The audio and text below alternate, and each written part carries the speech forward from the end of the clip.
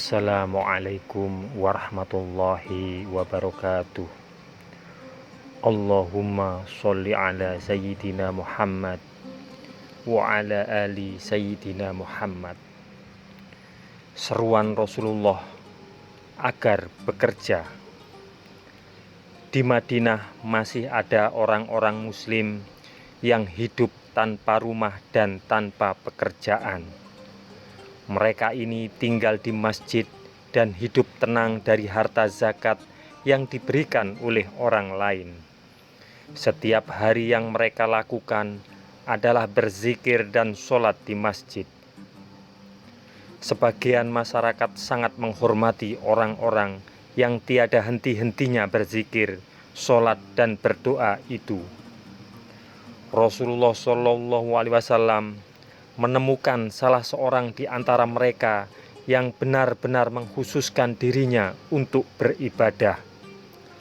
Orang itu terlihat begitu kurus karena sholat setiap siang dan malam hari. Rasulullah SAW juga melihat kekaguman orang-orang kepada laki-laki tadi. Dahi Rasulullah SAW sedikit berkerut sehingga beliau bertanya kepada orang-orang, "Siapa yang memberi dia makan?" "Saudaranya ya Rasulullah," jawab seseorang. "Saudaranya itu jauh lebih ahli ibadah daripada dia." Demikian sabda Rasulullah SAW.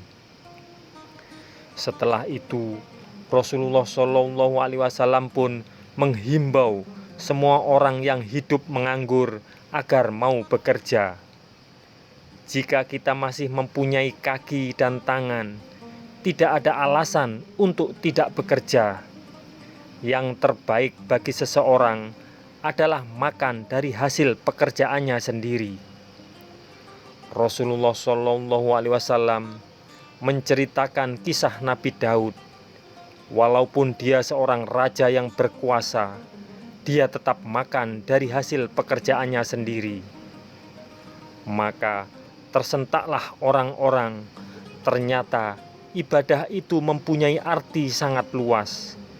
Bekerja untuk menafkahi keluarga termasuk ibadah besar jika diniatkan dengan ikhlas karena Allah semata. Sejak itu, kaum muslimin pun bekerja dengan giat. Apapun yang halal mereka kerjakan, apalagi banyak ladang-ladang gembala dan sumur-sumur peninggalan orang Yahudi yang kini menjadi milik kaum muslimin.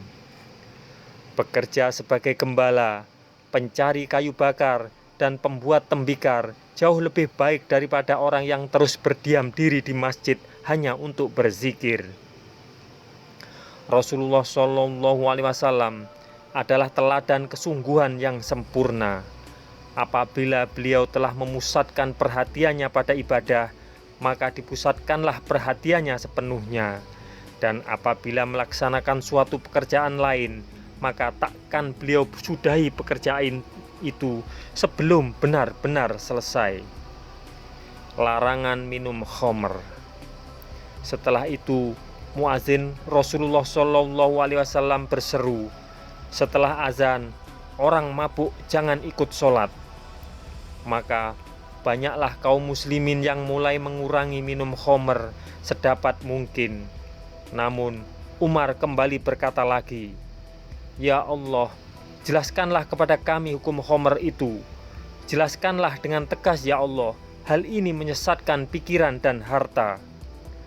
Umar berkata begitu karena pernah ada sekelompok muslimin Ansor dan Muhajirin yang berkelahi sambil mabuk. Khamr betul-betul membuat mereka saling menarik janggut dan memukul kepada orang lain. Akhirnya turunlah ayat yang melarang khamr dengan tegas. "Hai orang-orang yang beriman, sesungguhnya meminum khamr, berjudi, berkorban untuk berhala, mengundi nasib dengan panah adalah termasuk perbuatan syaitan. Maka jauhilah perbuatan-perbuatan itu agar kamu mendapat keberuntungan." Surah Al-Maidah. Sesungguhnya syaitan itu bermaksud hendak menimbulkan permusuhan dan kebencian di antara kamu dengan jalan meminum khamr dan berjudi, dan menghalangi kamu dari mengingati Allah dan dari sholat, maka berhentilah kamu dari mengerjakan pekerjaan itu. Begitu ayat ini turun, para sahabat langsung menghentikan kebiasaan meminum khamr. Semua umatku selamat, kecuali orang-orang yang berbuat maksiat secara terang-terangan. Hadis riwayat Bukhari dan Muslim. Termasuk orang-orang yang berbuat maksiat secara terang-terangan adalah orang yang dengan bangga menceritakan perbuatan hinanya agar mendapat pujian serta kekaguman dari teman-temannya. Kerajaan Romawi dan Persia. Saat Rasulullah SAW hidup, ada dua kerajaan besar yang saling bermusuhan, yaitu Romawi dan Persia. Perang di antara keduanya menghasilkan kemenangan yang silih berganti.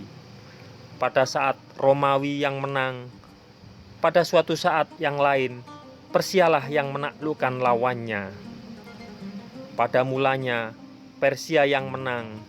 Mereka menguasai Palestina dan Mesir, menaklukkan Baitul Maqdis atau Yerusalem, dan berhasil merebut salib besar, The Truth Cross, yang disucikan orang Romawi yang beragama Kristen. Setelah itu, berganti Romawi yang menang. Mereka berhasil merebut kembali Mesir, Sam, dan Palestina. Heraklius, kaisar Romawi saat itu, memenuhi nazarnya dengan berziarah ke Yerusalem sambil berjalan kaki untuk mengembalikan salib besar ke tempatnya semula. Nama kedua kerajaan besar itu benar-benar menggetarkan hati para penguasa-penguasa kecil di daerah sekitarnya. Tidak ada sebuah kerajaan kecil pun yang mempunyai pikiran untuk menentang kehendak kedua kekaisaran itu. Yang mereka inginkan adalah berdamai dengan keduanya. Termasuk hal itulah yang selama ini telah dilakukan oleh negeri-negeri Arab. Yaman dan Irak berada di bawah pengaruh Persia, sementara itu Mesir sampai ke Syam di bawah kekuasaan Romawi. Semoga kisah ini bermanfaat untuk kita semua. Wassalamualaikum warahmatullahi wabarakatuh. Mudah-mudahan kelak kita akan mendapatkan syafaat dari Nabi besar Muhammad sallallahu alaihi wasallam. Amin, amin, amin ya rabbal alamin.